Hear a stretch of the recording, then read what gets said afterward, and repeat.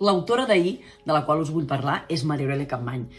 A mi em fa com certa vergonya dir que la vaig descobrir fa un parell d'anys, és a dir, evidentment que sabia qui era, però ningú m'havia dit de la seva importància. No m'havia arribat, no me la van fer llegir a l'institut.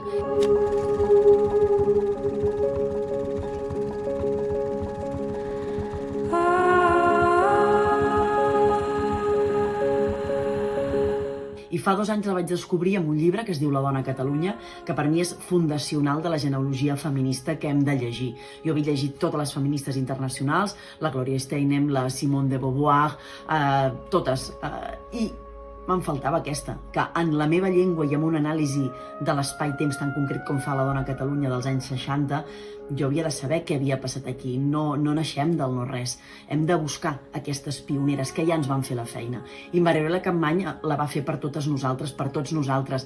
Ha escrit la seva biografia, memòries, assajos sobre feminisme, novel·les. Lo color més blau, per exemple, és un dels llibres que més em va agradar, o Feliçment sóc una dona, també una falsa biografia d'una escriptora superinteressant. I aquí, mira, us en dic uns quants més.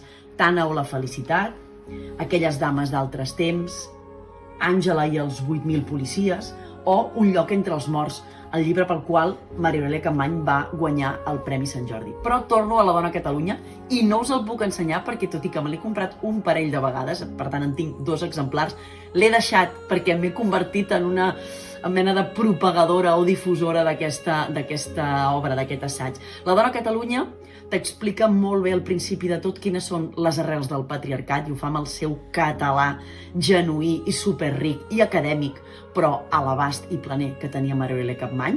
I després d'aquesta introducció que t'obre els ulls, si encara no els has obert abans, després explica com va fer aquest treball de camp, entrevistant a moltes dones, donant-los una mena de test per explicar quina era la seva situació, de què treballaven, què havien estudiat, què voldrien haver fet, com es trobaven en aquest règim franquista que estava a les acaballes però que encara era viu, no?, als anys 60. Per tant, és una radiografia de la nostra societat que no se'ns ha explicat d'aquesta manera tan clara i precisa com va fer Maria Aurèlia Capmany. Així que La dona a Catalunya és el meu llibre, espero que sigui el de molts i moltes de vosaltres després de veure aquest vídeo i aquesta recomanació per una autora que és cabdal, que no se'ns ha dit que ho era tant, o si se'ns ha dit després no s'ha practicat, no ens l'han posada en el lloc preeminent que tocaria, una dona superdotada a nivell intel·lectual. Sí, diria que més que una escriptora, una intel·lectual de talla gegantina que tenim al nostre país, en la nostra llengua, i que hem de córrer a comprar els seus llibres. Espero que en feu cas.